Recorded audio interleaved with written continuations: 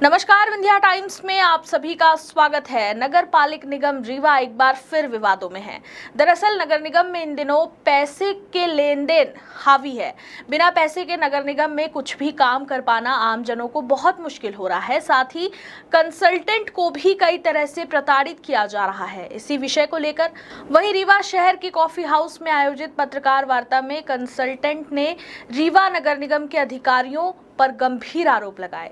Consultants ने कहा कि नगर निगम द्वारा उन्हें प्रताड़ित किया जा रहा है और एक उदाहरण दिया कि दिलीप त्रिपाठी जो जोन क्रमांक 3 के प्रभारी हैं, उनका मनमानी पूर्ण रवैया, जिसके कारण कंसल्टेंट और रीवा के आमजन बेहद परेशान हैं। पिछले दिनों नगर निगम की MIC की बैठक में निर्णय लिया गया कि जोन क्रमांक 3 के प्रभारी दिलीप त्रिपाठी को हटाने का प्रस्ताव दिया गया और वह पारित भी हो गया, लेकिन इसके बाद भी वो वहां से अभी तक नहीं हटे, वहीं जमे हुए हैं।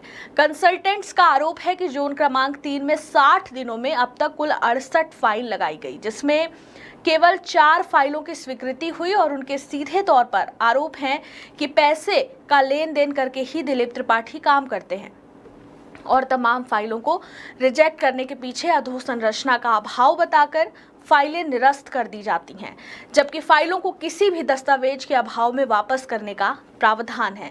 लेकिन तानाशाही रवैया को अपनाते हुए उन्होंने सारी फाइलों को निरस्त कर दिया।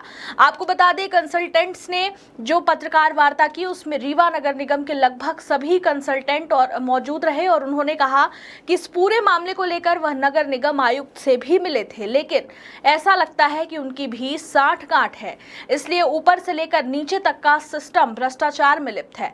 उन्होंने कहा कि रीवा नगर निगम के महापौर से जब हमने इस संबंध में बात की तो उन्होंने तुरंत एक्शन लिया और प्रस्ताव लाकर हटाने की कार्रवाई की, लेकिन इसके बाद भी नगर निगम का प्रशासन इस और पहल नहीं कर रहा है।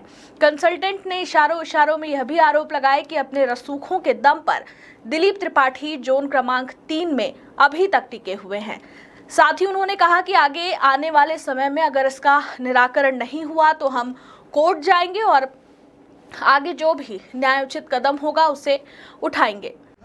सर्वप्रथम हमारे यहाँ उपस्थित सभी मीडिया, इलेक्ट्रॉनिक, प्रिंट मीडिया बंधुओं को मैं हम सब कंसल्टेंट की ओर से नमस्कार प्रणाम करता हूँ।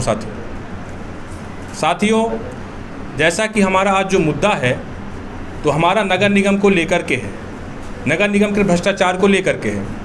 आज हमें आपकी ज़रूरत पड़ी, हमें लोकतंत्र के आपके चौथे स्तंभ की ज़रूरत पड़ी।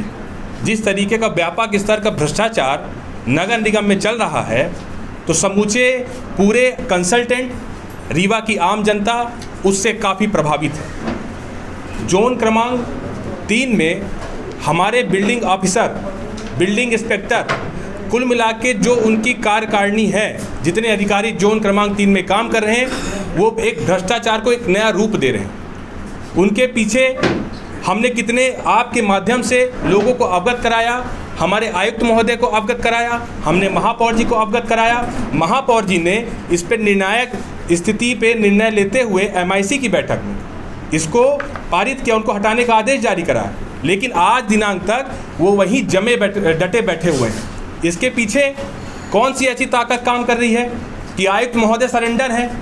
आयुक्त महोदय कहती हैं कि हमारे बस की बात नहीं है, तो किसके बस की बात है? नगर निगम के अधिकारी अगर आपके बस की बात नहीं है तो किसके बस की बात है? नगर निगम के अधिकारी, हम किसके पास गुहार लगाने जाएंगे?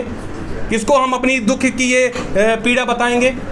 जिस तरीके से गला काटने का खुलेआम काम नगर निगम जोन क्रमांक 3 में चल रहा है, उसकी सुनवाई कौन करेगा? और हमारे पास बहुत सारे साक्ष्य, हम साक्ष्य के साथ बैठे हुए हैं। आज कोई हम लफड़बाजी करने नहीं बैठे हैं, हमारे पास बहुत सारे साक्ष्य हैं जिसमें ये साबित होता है कि दिलीप त्रिपाठी जैसे व्यक्ति नगर निगम में बैठकर खुलेआम जनता का गला काट रहे हैं। 50,000 रुपये, 1 लाख रुपए, खाली प्लाटों में 10-10 हज़ार रुपये, ये कौन कहाँ से ला के देगा? ये गरीब जनता कहाँ से ला के देगी? उनको हम प्रोत्साहित करते हैं कि आप परमिशन लो, कंसल्टेंट हमारे सभी प्रोत्साहित करते हैं कि आप परमिशन लो। उसके बाद क्या उनकी दशा होती है? नगर निगम में सिस्टम चालू होता है, बाबू से 2,000, बिल्डिंग इंस्पेक्टर से 5,000, BO को 10,000, SE को 15,000। ये क्या तरीका है? ये कैसे नगर निगम का संचालन अधिकारी करेंगे? ये नगर निगम खुलेआम एक लूट का अड्डा बन गया है। कंसल्टेंटों पे अनावश्यक दबाव बनाया जाता है कि आप पैसा लेकर के हमको हमारे कहीं पर्स में डाल दो, कहीं हमारे गाड़ी की डिक्की में डाल दो, कहीं हमारे गाड़ी के हमारे 4 चक्का के पीछे टायर के नीचे दबा दो। इस तरह से काम चलेगा क्या?